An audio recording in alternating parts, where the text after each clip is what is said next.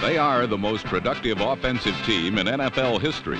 And for the third year in a row, this scoring strength has put the San Diego Chargers into the divisional playoffs.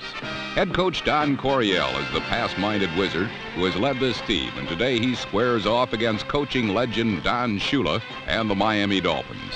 Nobody thought Shula could do it, but somehow he guided a very young Dolphin team to the AFC Eastern crown. Miami got to postseason on the strength of its defense, and their offense, while not in San Diego's class, has been more than good enough, thanks in part to the efforts of players like wide receiver Duriel Harris. Harris is one of the veterans of a very young receiving corps comprised mostly of players known well only in Miami. Better known, but still maturing, is second-year quarterback David Woodley. Woodley has enjoyed some great moments during the season, but when he faltered, Shula wasn't reluctant to go to the bench and bring in veteran signal caller Don Strock. On more than one occasion in 1981, Strock has stepped in at critical moments, turned matters around, and has gotten the hot hand to get the offense in gear. The Dolphins know their opponent's offense is always in high gear. The Chargers can do just about anything when they have the ball. They can hurt you on the ground with the AFC's second leading rusher, the man who also tied an NFL record with 19 rushing touchdowns, Chuck Muncie. In the air, San Diego looks to a brilliant set of receivers led by tight end Kellen Winslow. For the second consecutive season, Winslow led the league in pass receptions. So the stage is set from the Orange Bowl in Miami, Florida. It's the Western Division champions San Diego Chargers against the Eastern Division winners, the Miami Dolphins. The divisional playoffs on the NFL Game of the Week.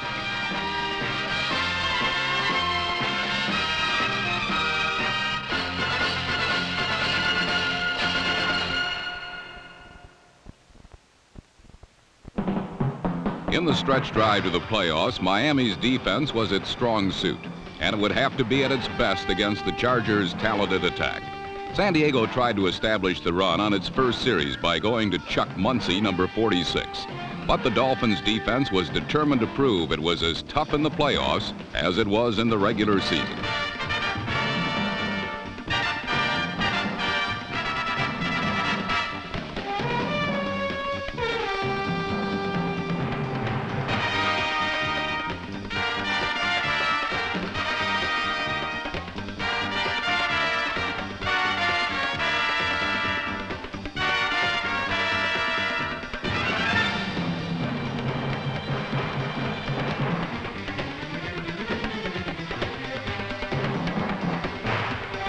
When the Chargers saw that running the ball was not in their best interest, they charted a flight in the friendly skies of Air Coryell.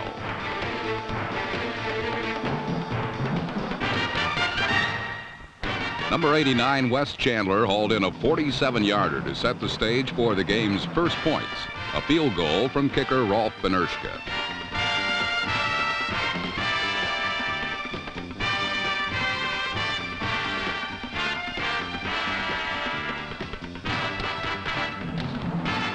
Benerschke would play a critical role in the game later on. But for now, the men of the moment were the members of the San Diego defense. Often maligned as one of the most generous units in the league, they set out to disprove that reputation in the first quarter. And David Woodley would be their unwilling victim.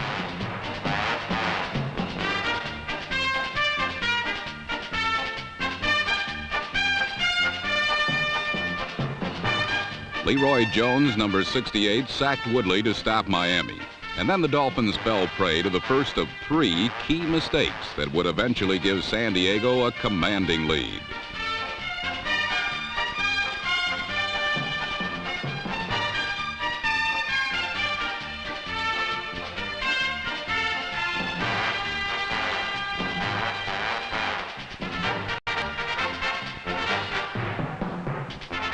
Wes Chandler turned in his second big play within 4 minutes with a 56-yard punt return.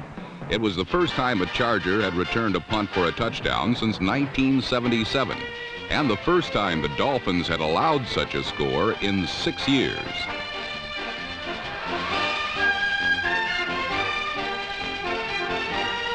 The irony of Chandler's run was this. The leading punt returner in the conference in 1981 is James Brooks, who was San Diego's deep back on the play. But the punt was short enough that Chandler, the up man, made the catch. He then made the most of his opportunity.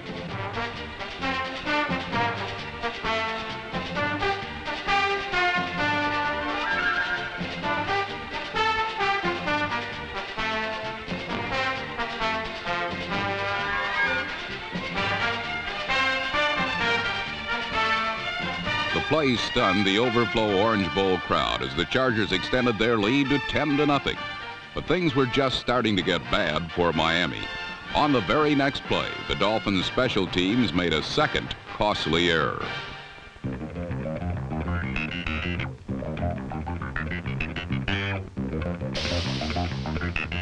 For some unexplained reason, Miami acted as if the kickoff was a punt and did not pursue the ball.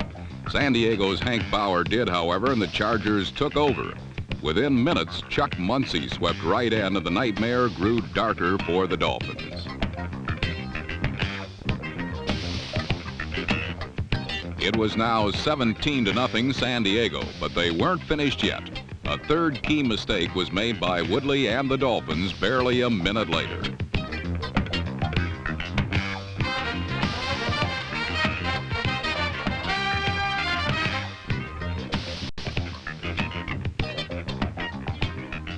Number 27, veteran safety Glenn Edwards had the 6th playoff interception of his career, paving the way for another scoring situation. Charger quarterback Dan Fouts did not squander the opportunity.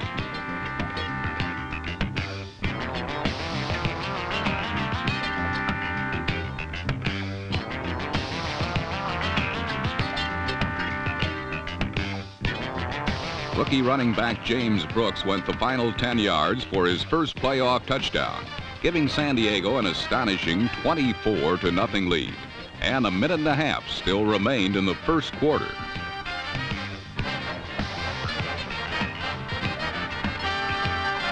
When Woodley was unable to move the team on its next series, Miami coach Don Shula decided to make a change.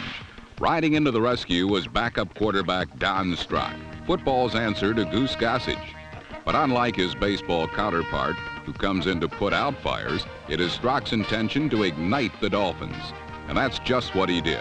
From the moment Strock entered the game, Miami was a completely different team.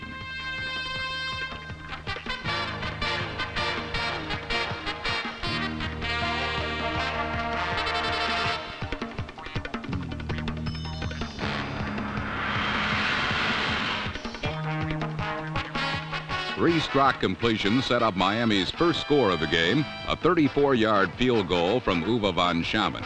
It was still 24-3, but at least Miami had something, and they would get more after the defense forced an important turnover.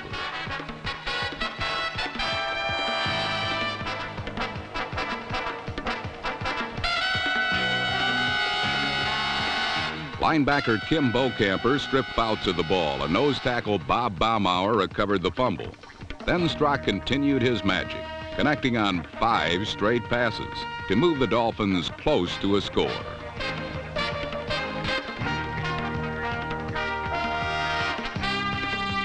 The capper was a 1-yard flip to tight end Joe Rose, number 80. And suddenly it was San Diego 24, Dolphins 10.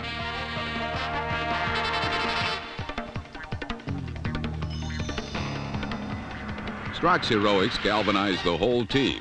The defense stopped the Chargers the rest of the half. And when the offense took over with seconds to go, they stunned the Chargers, the fans, and the millions watching on TV with one of the most incredible plays of the year.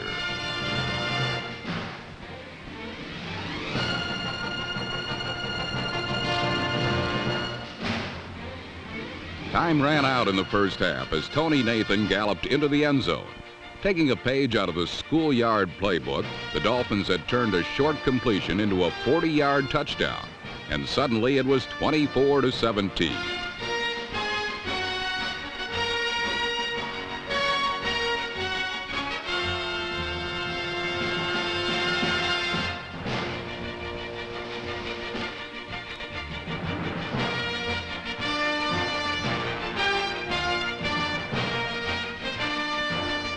Duriel Harris's lateral to Nathan was the single most important play of the half. The momentum had now switched completely over to the Dolphins. Once trailing by 24, they went to the locker room behind by only 7.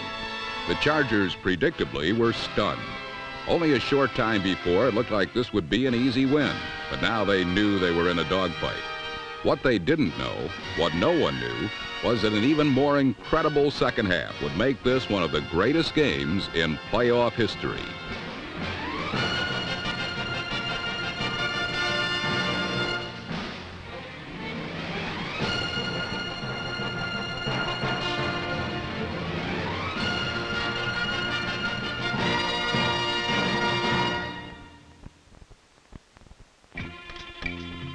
As the Dolphins returned to do battle, there was simply no way they could anticipate what was to transpire.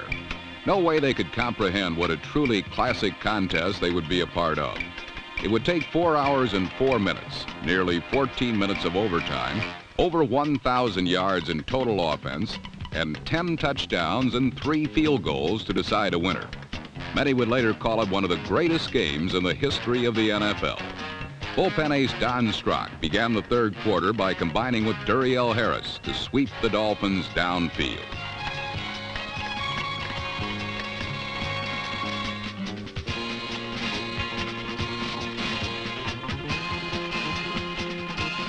A pair of remarkable catches by Harris focused Charger attention on Miami's wideouts, so Strock changed pace and called on his tight end, Joe Rose.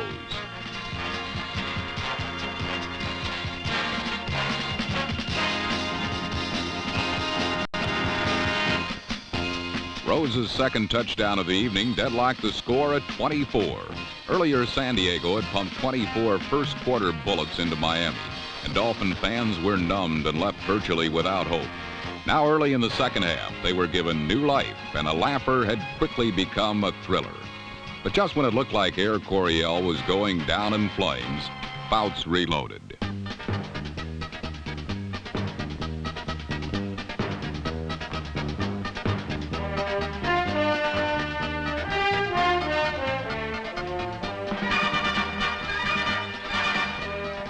Kellen Winslow would finish with 13 catches for an amazing 166 yards, thrust San Diego back on top, 31-24.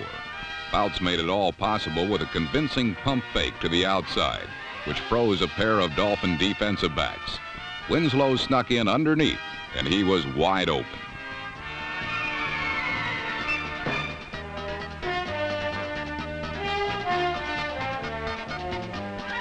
The Chargers have been compared to the knockout puncher with the glass jaw. They can score from anywhere, but they too can be scored upon from anywhere. True to form, their touchdown lead quickly vanished. Late in the third quarter, Superman Strock utilized a splendid mix of run and pass and orchestrated an 83-yard march downfield. Patience and hard work, the mark of a Shula team, were the ingredients. Strock was patient, and Tony Nathan, number 22, was the hard worker.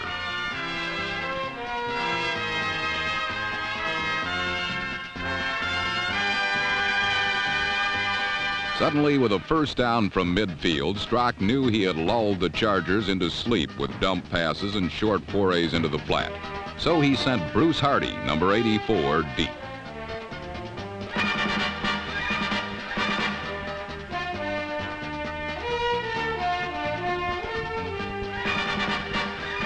Of Strock's 4 touchdown passes, 3 were to tight ends, and the reason was simple. Both Rose and Hardy can get deep, and single coverage on anyone is exploitable. Hardy had only Woodrow Lowe, number 51, to beat, and the result was the longest pass reception by a tight end in Miami history, and it tied the game once more at 31.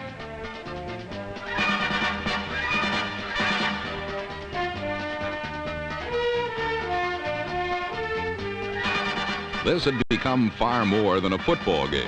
It had transcended mere blocking, passing, running, and tackling. It was a mini novel of climaxes, peaks and valleys, a human experience, an emotional event. 75-degree heat and humidity and the volatile nature of the game were beginning to take their toll. It was the Thrilla in Manila, the 1975 World Series, center court at Wimbledon, and Derby Day all rolled into one. Late in the third quarter, it was time for a Charger Valley and a Miami Peak.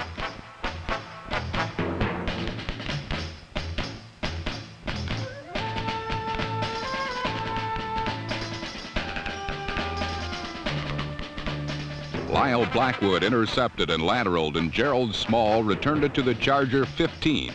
And on the first play of the fourth quarter, Miami led for the first time in the game, 38-31.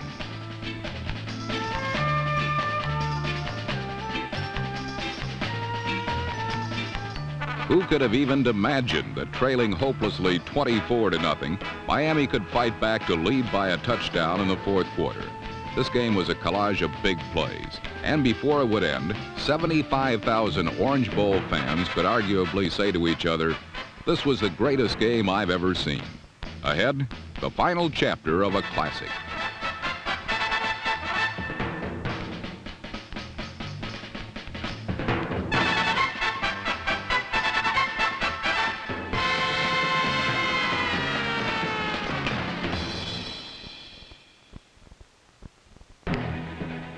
The light at the end of the tunnel. At last, Miami could see it. But leading by 7 with 5 minutes to play, that light became an oncoming train. Number 37, Andre Franklin, fumbled, and Fouts drove his Chargers on, whipping them down the stretch.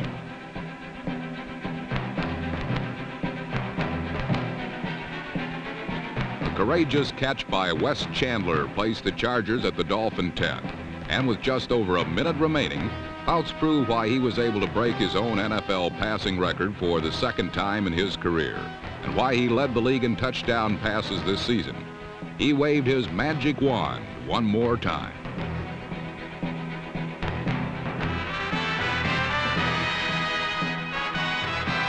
Number 21, James Brooks, tied it yet again at 38. It was a broken play, and fortunately for San Diego, Kellen Winslow did not touch the ball or obstruct Brooks's view. Fouts saw Brooks slip behind the coverage, but Winslow didn't know his teammate was behind him.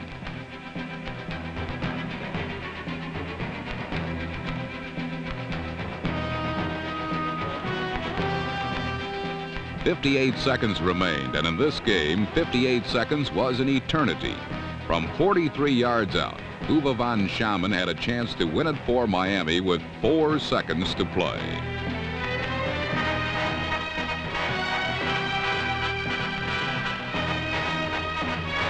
Kellen Winslow tipped the ball, and this fantastic affair spilled into overtime. Sudden death. Many thought that at this point, Commissioner Pete Rozelle would take the field and distribute tickets to both teams for Super Bowl 16. After all that had transpired, certainly both teams deserved it. He at best could have given them Purple Hearts.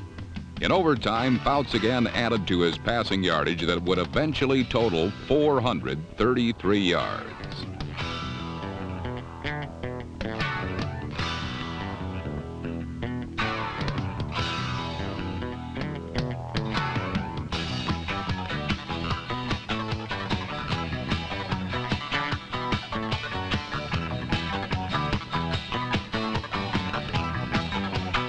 Key catches by Winslow and Joyner and determined runs by Muncie and James Brooks carried San Diego downfield.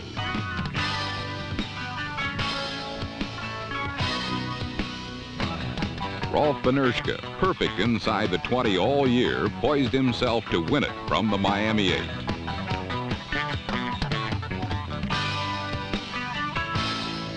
Unbelievably, the ball sailed wide to the left. And minutes later, von Schaman had a shot.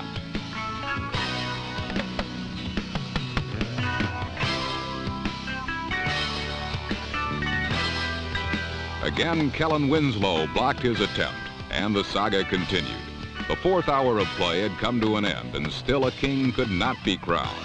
One man had to rise up and take control of this game once and for all. Otherwise, fans would drop, coaches would shrivel up, and players would require hospital emergency rooms. One man did rise up, and that man was Dan Fouts.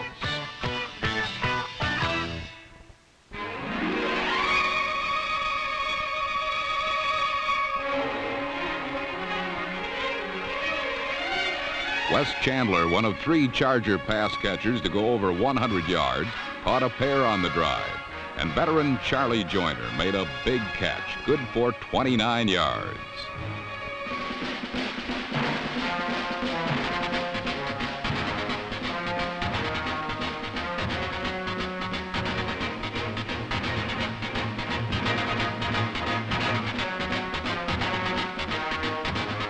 Joyner's catch and sideline move got the Chargers down to the Dolphin 10. And finally and mercifully, Panershka's kick was good.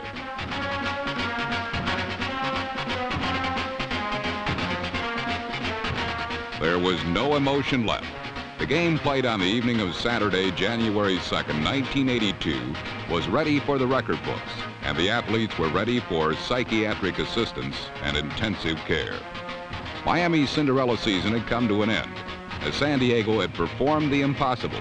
They had defeated the Dolphins in their own home Orange Bowl. Surely there is no way that the Super Bowl in Pontiac can come close to being even a shadow of this classic contest. Arguably, this game may perhaps be the greatest game ever played. Certainly it is the greatest game played in a long, long time. It had more scoring than any playoff game ever, and undeniably more excitement. The expressions on the faces of the winner tells it all. Their reward, a date in freezing Cincinnati in the AFC Championship game.